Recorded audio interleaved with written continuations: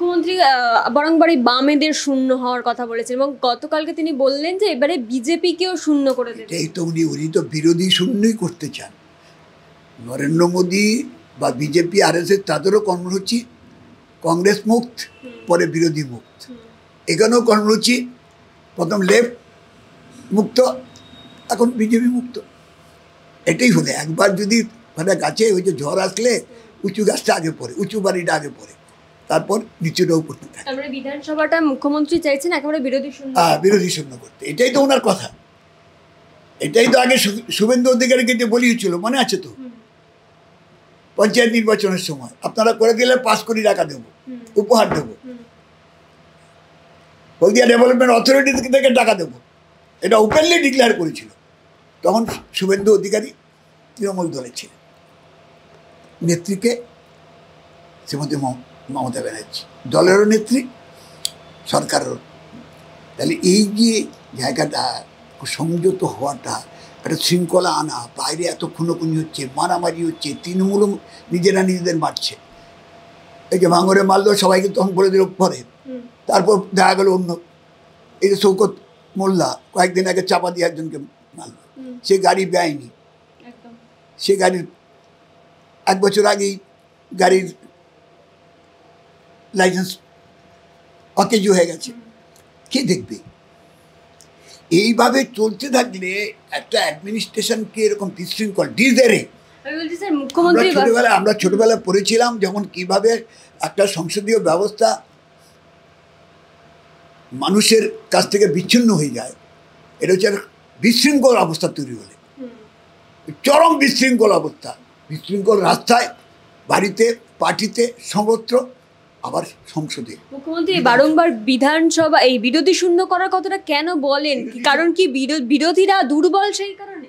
বিরোধীদের দুর্বল করার জন্য তিনি এখন এমন একটা পাওয়ার নিয়েছেন, তিনি শুধু আইএস আইপিএস এবং সরকারি প্রশাসনের উপর নির্ভর করছেন। তিনি কোনো নির্বাচিত সংস্থা, যেটা সবচেয়ে বড় কথা, আমাদের সংবিধানের 3টি স্তম্ভ,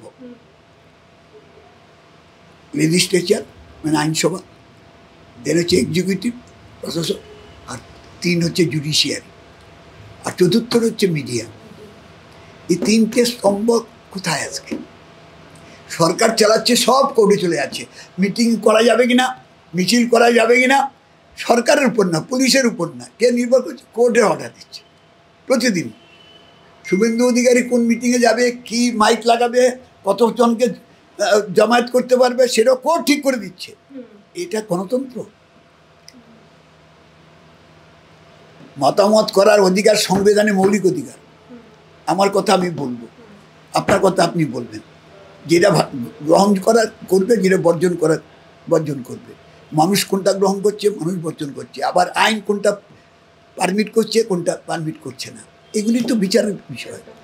উনি তার কথা না। ভোটটা কে দেবে? উনি শূন্য কী করে করবেন?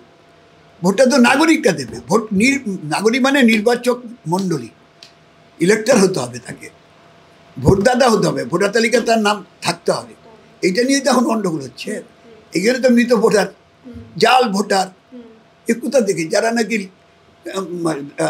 এক জায়গা থেকে আরেক জায়গায় চলে গেছে, হচ্ছে 2 জায়গায় 3 জায়গায় নাম হচ্ছে। কী করে হচ্ছে? যারা ফরেনার তাদের নাম অন্তর্ভুক্ত হয়ে যাচ্ছে।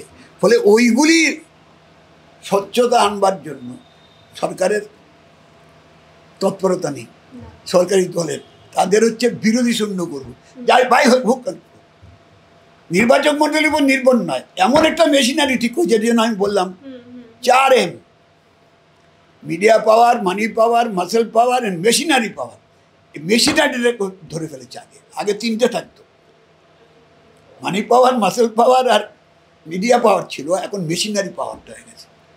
ইলেকট্রাল যে মেশিনারি আছে, ইলেকশন প্রসেসের মেশিনারিটাকে এখন দখল করে নিচ্ছে। যেটা দিল্লিতে হচ্ছে, কেন্দ্রীয় সরকারও করছে, যার জন্য এত অধিকার। এই যে বিহারের ক্ষেত্রে এই যে রাহুল গান্ধীর নেতৃত্ব হলো, 7ই আগস্টে রাহুল গান্ধীকে প্রেস কনফারেন্স করে চ্যালেঞ্জ করতে হলো, এখন পাল্টা বলছে আমি আরও বিস্ফোরণ ঘটাবো, বিস্ফোরক খবর আনবো। তাহলে এইগুলি আসছে কেন? এগুলি 2 দিক থেকেই, যারা কেন্দ্রে মূল সরকারি দল আর এই রাজ্যে তারা বিরোধী দল। এই রাজ্যে যিনি সরকারি দল, ও রাজ্যে অন্তত দেখায় বিরোধী সারা দেশে, তাহলে তাদের তো ভূমিকা পালন করতে হবে। এইখানে যদি অপোজিশনকে আমি গুরুত্ব না দিই, তাহলে আমি পার্লামেন্টে অপোজিশন হিসেবে কি গুরুত্ব পাবো? আশা করতে পারি মানুষ দেখছে না, এখানে অধিবেশন দেখছে, ওখানে প্রতিদিন দেখছে। তা আপনি যদি এইখানে মানুষের অধিকার আপনি না দেন, আপনি আপনার কর্তব্য পালন না করেন, অধিকার আর কর্তব্য দুটো তো পাশাপাশি চলবে, যুগপৎ। তাহলে অধিকারটা আপনি ভোগ করছেন, কর্তব্যটা পালন করছেন না। তাহলে এখানে কর্তব্য যা পালন করার কথা আপনি না করলে ওখানে অধিকার কী করে পাবেন? সুতরাং এই যে কালকে ঘটনা ঘটলো, এটা কিন্তু এক জায়গায় থেমে থাকে না। পৃথিবীতে সব কিছু দেখবেন, ভালো জিনিসটা সঞ্চারিত হয়, খারাপটা সংক্রামিত হয়। সঞ্চারণটা কিন্তু আস্তে আস্তে হয়, আর সংক্রমণটা দ্রুত হয়। ওই যখন অভয়া নিয়ে আন্দোলন হচ্ছিল, তখন এক ডাক্তার বলেছিল না, হ্যাঁ, সাহসটা ছোঁয়াছে না, ভয়টা ছোঁয়াছে। ভয়টা ছোঁয়াছে ছিল, এবং সাহসটাও ছোঁয়াছে হচ্ছে, সাহসটাও বাড়ছে। এরকম হচ্ছে, নেতিবাচকটা দ্রুততার সঙ্গে হয়, কিন্তু ইতিবাচকটা ধীর স্থিরভাবে হয়। তো ধীর স্থিরভাবে হবে, slow but steady wins the race. ধীরে কিন্তু স্থির লক্ষ্যে যদি মানুষ এগোয়, তাহলে তার জয় নিশ্চিত। আর পার্লামেন্ট অ্যাসেম্বলিতে কালকে যা হলো, এগুলি মানুষ প্রত্যক্ষ করছেন। আমরা মানুষের উপর বিশ্বাসী রাখি। জনগণ হচ্ছে সবচেয়ে বড় শক্তি। জ্যোতি বসু বারবার বলতেন, পৃথিবীতে অনেক সমাজতত্ত্ববিদ তারাও বলেছে জনগণই হচ্ছে শক্তির উৎস। জনগণ, নির্বাচক মণ্ডলী তাকে উপেক্ষা করে আমার শক্তি, আমার দলের শক্তি বা আমার প্রশাসন দিয়ে আমি সব জব্দ করে দেবো, তাতে কিছুদিনের জন্য কিছু মানুষকে জব্দ করা যায়, চিরদিনের জন্য সব মানুষকে জব্দ করা যায় না। মানুষ জেগে উঠবে।